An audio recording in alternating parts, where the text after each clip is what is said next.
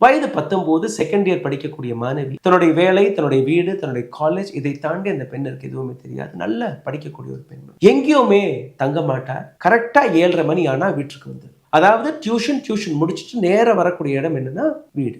உத்வடா railway ஸ்டேஷன்ல இறங்கி அங்கிருந்து தன்னுடைய வீட்டுக்கு போகக்கூடிய வழியில நீங்க பார்த்தீர்கள்னா ஒரு இருட்டு இடம் இருக்கிறது. ஒரு ரயில்வே கிராசிங்கை தாண்டினோடனே லைட் எல்லாம் கிடையாது. அந்த வழியாக தான் டெய்லி அந்த பெண்மணி வருவா. ஆனால் ஒரு சில நாளில் அங்கே நபர்கள் வருவாங்க போவாங்க போல இருக்கு. ஸோ தைரியமாக அந்த பொண்ணு வந்து போயிட்டு 7:30 மணி வரை அந்த பெண் வரக்கூடிய அந்த நேரத்தை தாண்டி ஒரு 8:30 மணி ஆனால் கூட அந்த பெண் வரவில்லை. பெற்றோர்களுக்கு கவலை, பெண்ணை தேட ஆரம்பிக்கிறார்கள்.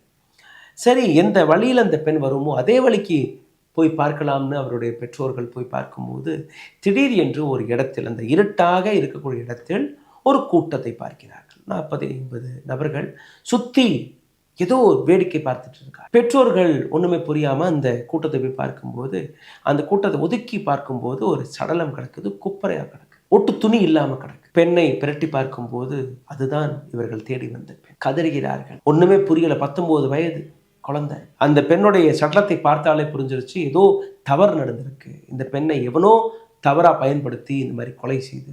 அப்பவே போலீஸும் வருது. போலீஸ் விசாரிக்கும் போது அந்த இடத்துல 2-3 விஷயங்களை பார்க்கிறார்.